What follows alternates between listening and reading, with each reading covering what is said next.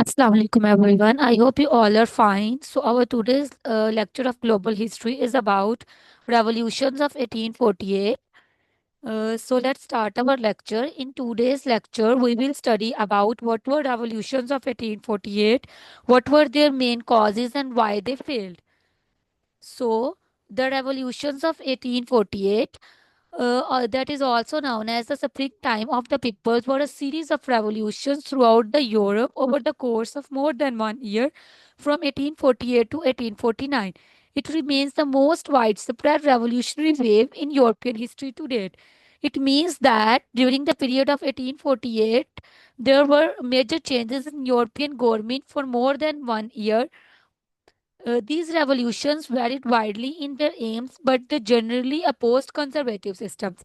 Conservative systems were the system against the government. Basically, at that period of time, there were monarchs, or you can say that kings, who was ruling the states. So, the common people were against that ruling system. The conservative systems, such as absolute monarchy and feudalism, as I told you earlier, monarchy is a form of government with the monarch or king as a head. And they sought to establish nation states founding on constitutionalism and popular sovereignty. So, obviously, the people at that time want a government that would be selected on the basis of votes. The revolutionary wave began with the Silesian Revolution in January and spread across Europe after the French Revolution in Feb 1848.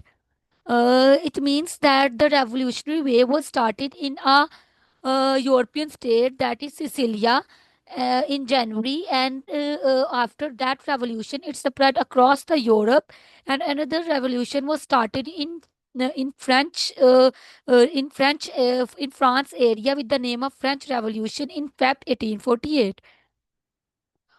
Over 50 countries were affected, but with no significant coordination or cooperation among the respective revolutionaries. Some of the major political contributing factors were widespread dissatisfaction with the political leadership. So, obviously, everyone wants to know that what was the reason of that revolutions, what people want from the government.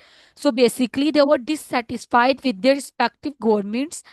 They want or they demand for more participation in government and democracy. Of democracy means that they want a government that they would be selected on the basis of their votes. They want freedom of the press and by the working class for economic rights and the rise of the nationalism. So, what is the nationalism? Nationalism means that different states at the particular time want unity on the basis of their common language. For example, Italians want a united Italy and the Germans want a united Germany because German have a common language. So, some other important economic factors, such as the European potato failure, and due to that, there was a starvation, migration, and civil unrest. What is the European potato failure? It was basically a disease that was spread across the Europe from the from the 1840 to 1843, and due to that disease, there was a huge starvation in the European states. So that's why people were not satisfied from their governments. Next, I will add something here that those revolutions were a series of political and social events across Europe, and they were fueled by liberalism, nationalism, and economic hardships. Basically, at that period of time, there were two main groups. One were liberals and one were nationalists. The liberals want a government on the basis of democracy. Basically, they want a free government. They want freedom. While the nationalists have different agenda, they want the unification or the independence of their state. As I told you earlier, Italians want unification and independence from the Austria, and Germans want a united Germany. So, due to that, there were huge revolutions across the Europe. Next, we will study about that the uprisings were led by temporary coalitions or union of workers and reformers, including figures from the middle and upper classes. However, these coalitions did not hold together for so long. Obviously, there were different groups. As I told you, there were liberals and nationalists who have make union with each other, but their unity was not too long, and they separated at the end, and that's why the revolutions were failed. Many of the revolutions were quickly suppressed as tens of thousands of people were killed and even more were forced into exile. Like they have forced to leave their states, they have left their countries. So that's why the revolutions were stopped. Despite these significant lasting reforms, including the abolition of serfdom, it means that, as I told you, the revolutions were failed on short term, but they have a lasting impact on the history of Europe. History of Europe. For example, the first lasting impact was the abolition of serfdom. I hope you know about serfdom. If you don't know about serfdom, let me tell you, serfdom is a system of agriculture where peasants were bound to land and their lord, and they could leave, but they couldn't leave. And due to revolutions, they were free from their slavery, and the peasants can leave their land and spend a independent life. So, due to that revolution, the serfdom were freed in Austria and Hungary. There was the end of absolute monarchy in Denmark and the introduction of representative democracy in the Netherlands. The revolutions were most important in France, the Netherlands, Italy, the Austrian Empire, and the states of German that would make up the German Empire in the late 19th and early 20th century. So here I would like to add more about the two major groups. As I told you, there were liberals and nationalists, and due to their non-cooperation with each other, that revolutions were failed. So revolutions were failed at that time, but obviously they have some impact on the history of Europe. So we will discuss what was the importance of revolutions of 1848. These revolutions were a series of uprisings that swept across Europe, affecting countries such as France, the German state, the Austrian Empire, and the Italian states. They were driven by the political reform, national independence, and social justice. Although most of these revolutions failed in their immediate aim, still they are very important because they marked a turning point in European history. I explained it already to you. It also revealed deep social and political tensions, weakened old empires, and laid the foundations for future changes in Europe. So now we will discuss about the importance in short term and long term. In the short term, the revolutions were largely unsuccessful. Like it seems that at that time that the revolutions were failed, but it was not, because it has some lasting impact on the history of Europe. In almost every country, revolutionary governments were defeated and old rulers returned to power. In France, the Revolution of February 1848 overthrew King Louis Philippe and established the Second Republic. But this new government was unstable. Obviously, due to that revolution, the empire of King Louis Philippe was overthrown, but later it was established again. The conflicts between liberal middle class leaders and the radical workers led to the June Days uprising, which was violently suppressed. By 1852, Louis Napoleon Bonaparte has declared himself emperor, ending the republic. This showed that revolutionary enthusiasm alone could not create lasting democracy. So it was all about the impact of revolutions in a specific state, that is France. Okay. So next we will study about the impact of those revolutions in German states.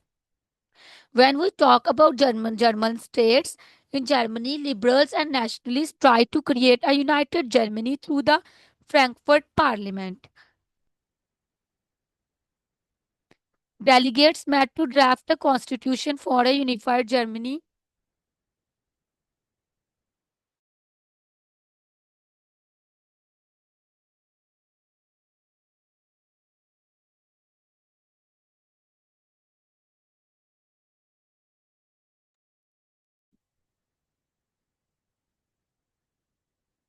So I was talking about the impact of revolutions in German states. Liberals and nationalists tried to create a unified Germany through the Frankfurt Parliament.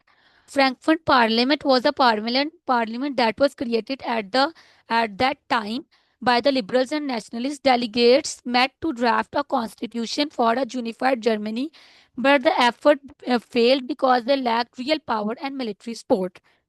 Obviously, to create a unified Germany, they need some power and some support from the military, but they don't have that support because military was in the support of the king, that the Persian king Frederick William IV rejected the offer of the German crown from the Guter, showing the refusal to accept a popular mandate.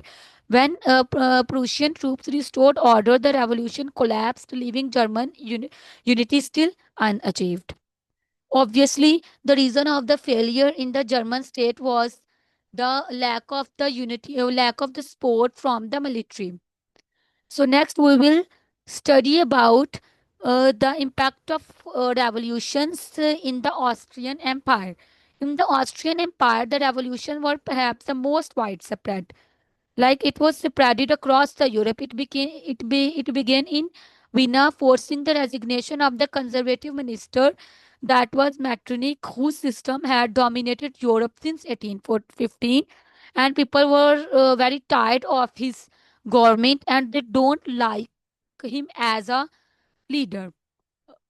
So the national groups such as Hungarian, Czechs, and Italian demanded independence or self-government. However, divisions between those groups and the loyalty of the army to the Habsburgs helped the Austrian government regain control. In the case of Austrian Empire as well, the military was in support of the conservative rulers and they don't support the liberals and nationalists, and without this support it was impossible for them to make them free. In by 1849, the empire was restored and the nationalist movements were crushed. Still, the fall of Metternich was a major symbolic victory for the forces of change. Obviously, the revolution was failed, but still people were get free from the conservative ruler that was Metternich, and people were very happy due to that because he was a very cruel ruler. So next we will study about the impact of revolutions in Italy. There were also uprisings in states such as Lombardy, Venice, and the Papal States. Italian nationalists sought independence from Australian rule and hoped to unify Italy under liberal leadership. Italians want a unified state because they think that they have a common language and they have a pure blood. So they want a state in which only Italians are existed. However, poor coordination, lack of support from the Pope, and Austrian military strength led to failure. Despite defeat, the revolution encouraged Italian patriots such as Mazzini, Garibaldi, and later Cavour, who continued the struggle for unification in the 1850s and 1860s. And due to their struggle, later Italy was unified, and now we have a united Italy. As I told you, the revolutions failed to achieve immediate political or national aims, but their long term importance was great. They spread liberal and nationalist ideas that could not be suppressed. Basically, people got the idea and they know their rights and they know that what they want in their life. So the governments learned that ignoring demands for change could lead to unrest. So some rulers introduced moderate reforms, such as after the revolutions of 1848, the conservative rulers know that people know about their rights, so they introduce some reforms, such as they make constitutions or elected assemblies to maintain stability. So obviously, the conservative rulers gain their power again after that revolutions of 1848, but still they want to maintain their government. They introduce some reforms in their state so that people will not start revolutions against their rule again. So the revolutions also expose the need for stronger leadership and organization in achieving national unity. It also lessons the figures like Bismarck in Germany and Cavour in Italy would later apply successfully. Further, those revolutions weakened the old conservative order represented by Metternich system. His fall in 1848 symbolized the decline of reactionary control over Europe. We have discussed it earlier that Metternich was a cruel ruler, and due to that revolutions, his power was lost, and his empire was overthrown, and people were very happy due to that, and it was a major uh, good news of that time. Although conservative governments returned, they could not completely restore the pre 1848 order. The growth of nationalism, the decline of feudal privileges, and the increasing political awareness of the middle class also pointed toward inevitable change. So let's conclude it. In conclusion, I can say that the revolutions of 1848 were important despite their failures. I told you earlier, in short term, they brought disappointment and restoration of the old conservative rule powers, but in long term, they mark the beginning of modern Europe. They spread ideas of liberty, nationalism, and democracy. Basically, people know their rights, so people got the idea about the future changes. So obviously, it also undermined the old conservative system and prepared the way for the unification of Germany and Italy in the later years. Therefore, their importance lies not in what they achieved immediately, but in the lasting impact they had on European political development. So I hope you are understand that how revolutions in different states leave their impact and why those revolutions were important and what were the 1848 revolutions. I have explained the topics one by one. Now we are going to discuss about the origins of the revolutions, like where that revolutions were started. I have discussed these points previously, so I don't think so that I need to explain it in detail, but still I will explain it for you. The origins of revolutions, so you know that they were originated from a confluence of factors including widespread economic hardship that was caused by food shortage and depression, growing discontent with political leadership, and the rise of new ideologies like liberalism and nationalism. These issues combined to fuel a series of uprisings across Europe, with many people demanding greater political participation, more rights, and the unification of their respective nations. So let's explain it one by one. What were the economic factors? When I talk about economic factors include food shortage and economic depression. Food shortage mean that at that time, from the 1848 to 45 to 46, there was a potato disease, fungal disease, and due to that disease, there was a mass starvation, price inflation, and civil unrest. When I talk about economic depression, it means that it means that the agriculture crisis coincide with a broader economic downturn, fueling widespread dissatisfaction, particularly among the working and middle class. But when I talk about political factors, obviously you know that there was a dissatisfaction among people about their leaders. There were basically the old conservative system, and people want a government on the basis of democratic or democracy. So their demand was for democratic and representative governments. So when I talk about the push for the right, revolutionarily sought greater political participation, freedom of the press, and the also other individual liberties. Ideological factors include the rise of nationalism. As I told you, everyone wanted United States, like Italy want unification from the Austrian Empire, and Germans want a united Germany. Liberalism and socialism, these ideologies provided a framework for the demands for greater political freedom, social justice, and fueling the middle class and working class movements. So there was another reason, as explained before, that there was a French Revolution in that was started in Feb 1848, and that served as a key catalyst and inspiring similar movement across the continent. The success of the initial uprisings in France encouraged revolutionaries in other regions to act. I hope everything is clear to you. In our next lecture, we will discuss about the sequence of the main events, like what was the sequence of that things that would happen in the 1848. And next, we will study about the events by country or region. Like we will study in detail uh, about the event that was happened in different states, like in France, like in Germany, and in Italy, and in Hungary as well. We will study each state one by one. I hope my lecture is clear to you. Thank you so much. I We will meet in the next class, inshallah. Thank you.